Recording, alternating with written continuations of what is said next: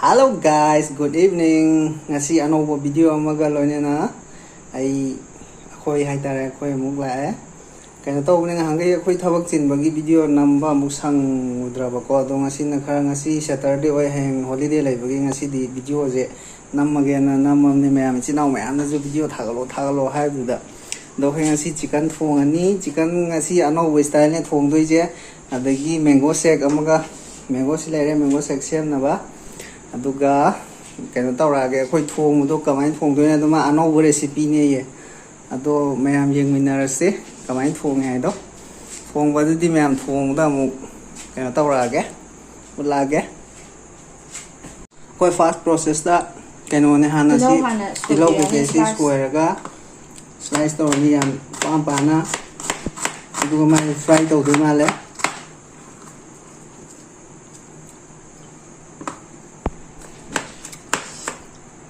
lâu sôi có lùi ra ăn tới kia tomato một sôi này sôi na slice pick na đi pa na hay bộ hay đi oren grind tàu kan da khara thu na process to cái nào tàu na vậy chi thang sẽ ăn ngoài chứ đó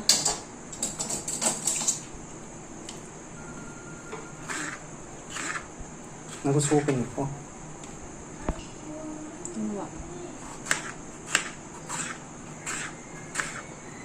đúng yang cái nó pa bữa nó tập yang cái thao bữa nó tập có xin cái số gai đi bỏ xin tao khai đi nhé cái tăng rồi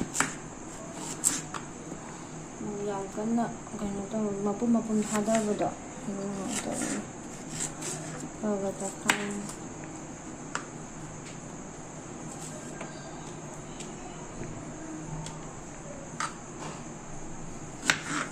Dian kg mà cái này thòng đấy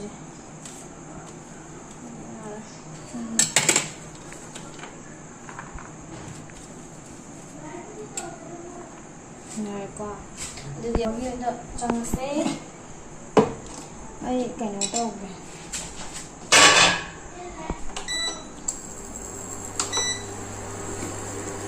em xài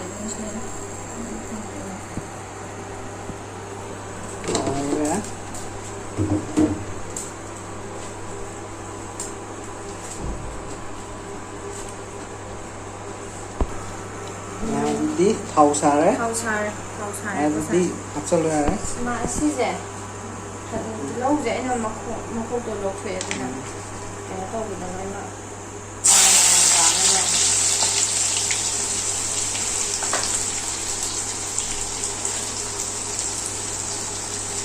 rồi nó xin du qua xin cho làm được rồi nó hấp dẫn rồi mấy một lần nữa half quanh tàu half fry tàu rồi grind tàu đôi như vậy rồi mà cái mà hi đôi đun ở đun là ở đôi này mai súp cái nào đó gravy đó xin ở đôi ở đôi này là yam hao bông mông cái nào này ai xí cái nào chút đi ngay chút đi ai đi ising akoina sumaina tilo bi ge je grind tau jaga di mai mahi du cha ya hau de mahi la ni dana adu si na grind tau ta di mahi du kung ne bo du ga cha bu ma hau ko ne bo mai am du try to bi si gi kana recipe ji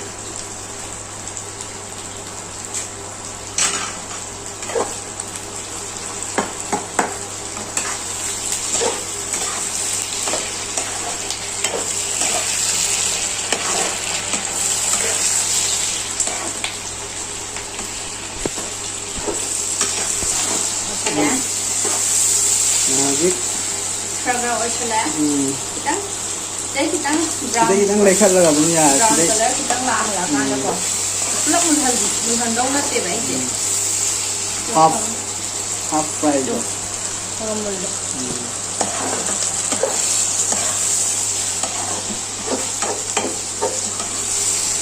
mang đi thật ra đấy này cần về drumstick là ngái đây đấy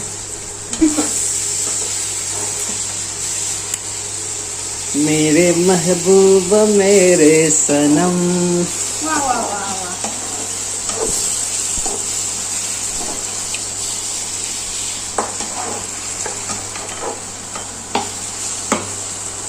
ꯐꯔꯦ ꯌꯥꯔꯦ ꯍꯧꯖꯤꯛ ꯂꯧꯊꯣꯛꯑꯅꯤ ꯁꯤ ꯀꯩꯅꯣ induction ꯍꯥꯟꯅ ꯕꯟ ꯇꯧꯔꯣ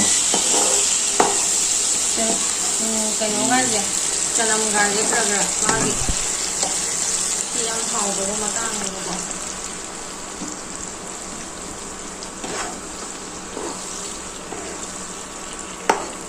sila lagpuan mo.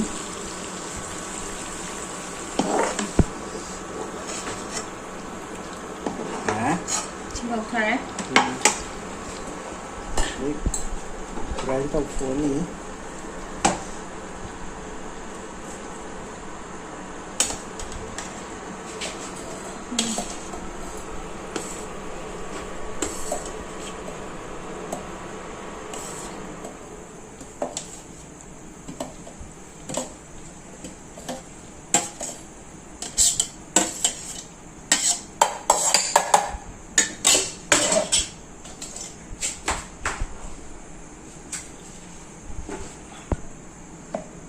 Sila kayno mahapon. Champra. Champra.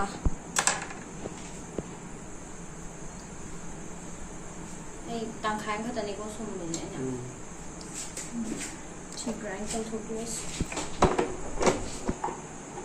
Hani kano to, wings tayo piran ni, magi kano do, pesto.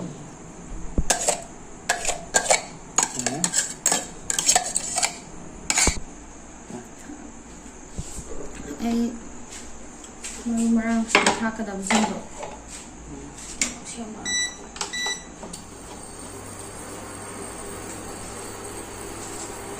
Yung macalo ko ganun. Manipuri macam. Ay, jira. Istinam lang ako.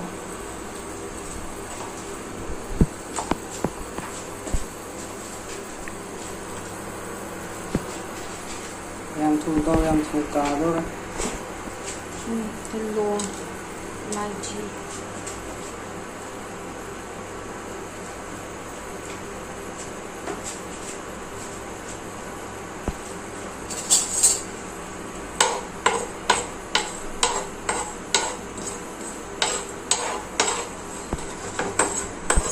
Simula.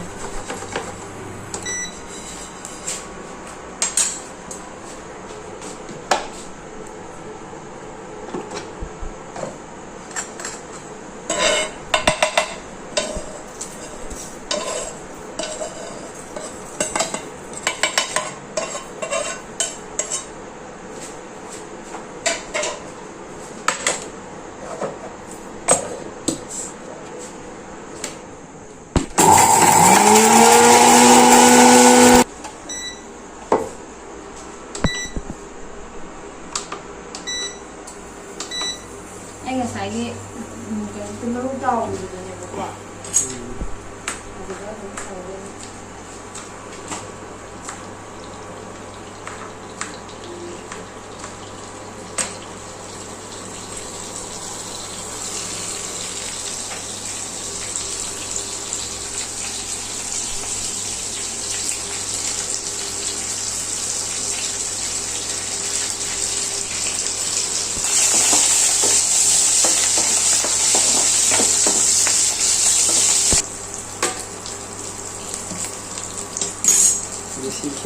Desi ko akan ini. Desi niya, hindi kita. Kung ano, ang happy lang. Yang moy ba nila? Yang sabi ako.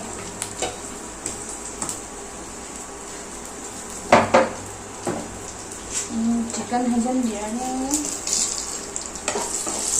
Desi di mana? Jadi wo. Hai yang kambe.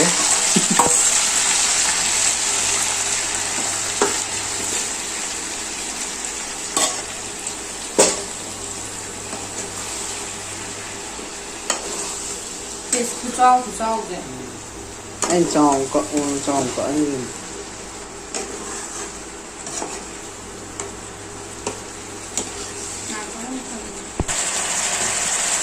Sa ta sa na may kung sa yan eh. Kung ay iwalan mo yung tango. Lang mo yung tango.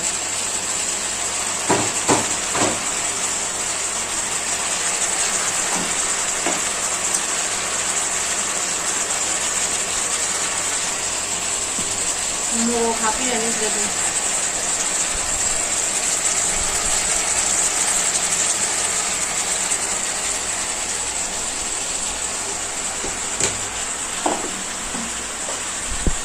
ꯑꯗꯨꯒ ꯉꯥꯏꯍꯥꯛꯇꯪ ꯊꯝꯕꯤꯔꯅꯤ ꯃꯈꯨꯝ ꯀꯨꯞꯁꯜꯂꯒ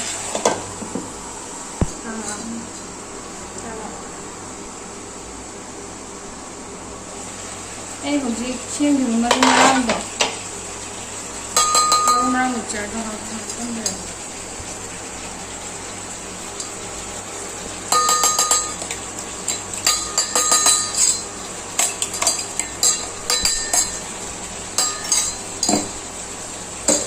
ꯑꯗꯨꯒ ꯈꯔ ꯑꯣꯠꯄꯤꯔꯅꯤ ꯐꯖꯔꯅꯤ ꯃꯁꯛ ꯀꯥꯔꯦ ꯃꯆꯨꯁꯦ ꯉꯁꯥꯏ ꯀꯩꯅꯣꯗ ꯃꯦꯔꯤꯅꯦꯠ ꯇꯧꯕꯗ ꯈꯔ ꯍꯥꯞꯄꯦꯕꯀꯣ ꯈꯤꯇꯪꯗꯤ ꯋꯥꯠꯄꯅꯦꯕ ꯃꯆꯨ ꯈꯔ ꯍꯥꯞꯄꯤꯔꯅꯤ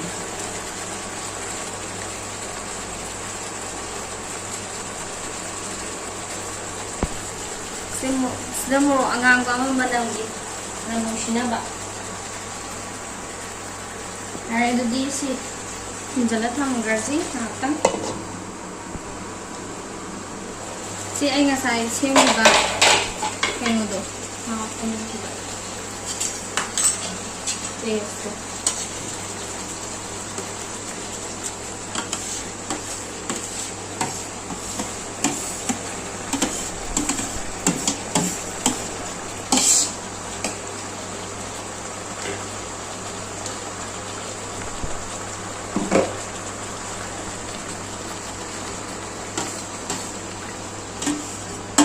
ꯑꯁꯤ ꯍꯩꯅꯧ ꯑꯍꯨꯝꯁꯦ ꯀꯩꯅꯣ ꯇꯧꯗꯣꯏꯅꯦ ꯃꯦꯡꯒꯣ ꯁꯦꯛ ꯁꯦꯝꯅꯕ ꯑꯩꯈꯣꯏ ꯍꯧꯖꯤꯛ ꯀꯩꯅꯣ ꯇꯧꯕ ꯍꯩꯅꯧ ꯍꯧꯔꯦ ꯂꯣꯏ ꯀꯩꯅꯣ ꯇꯧꯔꯅꯤ ꯑꯗꯨꯒ ꯑꯗꯨꯝ ꯃꯨꯜꯂꯦ ꯃꯁꯥꯒꯤ ꯑꯣꯏꯅ ꯃꯨꯜꯂꯒ ꯂꯩꯖꯔꯕꯅꯤ ꯍꯩꯅꯧ ꯍꯩ ꯔꯥꯗꯤ ꯌꯥꯝ ꯃꯔꯥꯡ ꯀꯥꯏ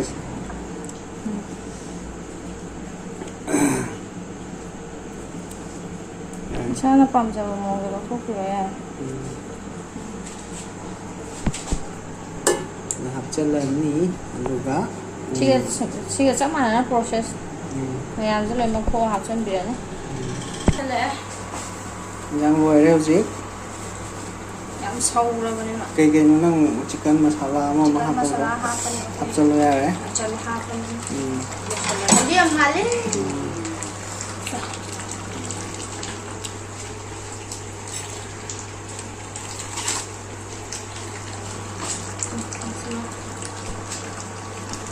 masala apa hapchalani adigom leitrabo lei asamba hapamo adigom nga thongdo hapsebo Ma'am, silore aduga akoi kano se mango section mani aduga mango section mani aduga chawda mo lage re to mango section na mas ready leire na hangko si mango section namni aduga hon chawda bu charage ma'am. Hello. Good evening. Good evening ma'am. Akoi kano dawre akoi ngasai dagi kano nam do ado akoi jik chajarage ma'am. Handakti ma thabak yam chinbagi ko khara chinle namba ngamdre video je sema haidi ngamdre do ngasi hayeng akoi holiday lebagi ngasi di time matam khara phambagi akoi video je ama mi mayam ju akoi je keno tawre ba video thagalo hai be ko mayam gi comment mayam gi matung ina video ama samdre akoi ngasi chicken thonge ko do cha ba hora ge ko na de champra si de ai megi juice mango juice akoi sem do ado ne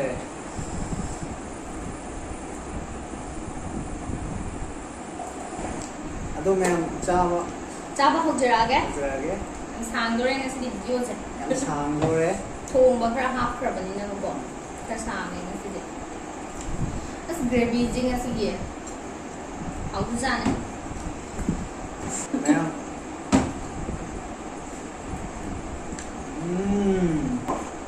champra ka si mayam ni ko nadi chajarage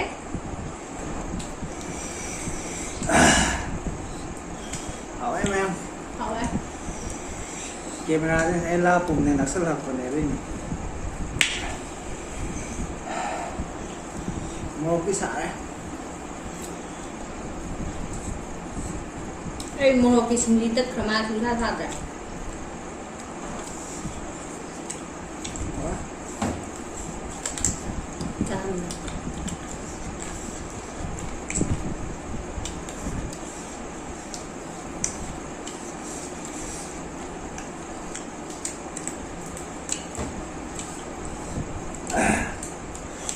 ꯑꯗꯨ ꯃꯌꯥꯝ ꯃꯅꯤꯄꯨꯔꯗꯗꯤ Covid ꯌꯥꯝ ꯀꯜꯂꯦ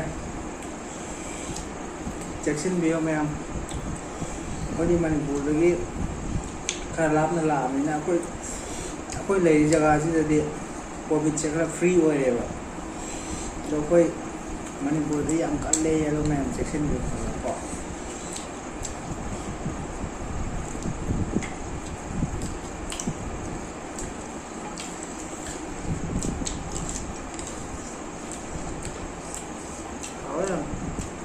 ꯃꯣꯛꯁꯦ ꯀꯩꯒꯨꯝꯕ ꯁꯥꯗ ꯇꯥꯔꯗꯤ ꯎ ꯃꯣꯔꯣꯛ ꯑꯆꯥꯔꯅꯦꯕ ꯁꯤꯁꯦ ꯎ ꯃꯣꯔꯣꯛ ꯑꯆꯥꯔ ꯆꯥꯒꯦ ꯀꯥꯏꯅ ꯄꯨꯊꯣꯔꯛꯄꯅꯦ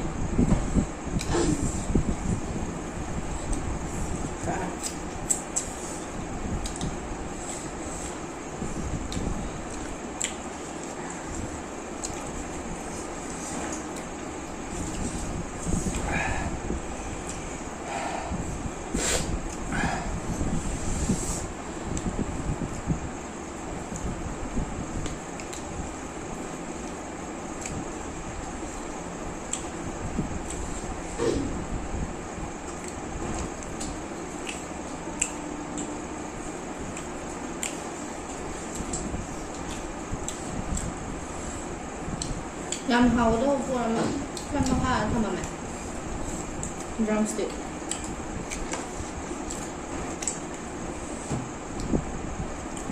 ꯆꯝꯄ꯭ꯔꯥ ꯁꯨꯝꯖꯜꯂꯦ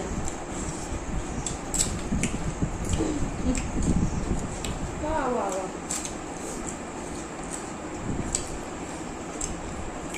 ꯉꯁꯤꯒꯤꯗꯤ ꯁ꯭ꯋꯥꯏ ꯃꯇꯥꯡꯁꯤꯗ ꯑꯩꯈꯣꯏ ꯉꯁꯤ ꯚꯤꯗꯤꯑꯣꯁꯦ ꯂꯣꯏꯁꯤꯟꯅꯕ ꯇꯧꯖꯔꯒꯦ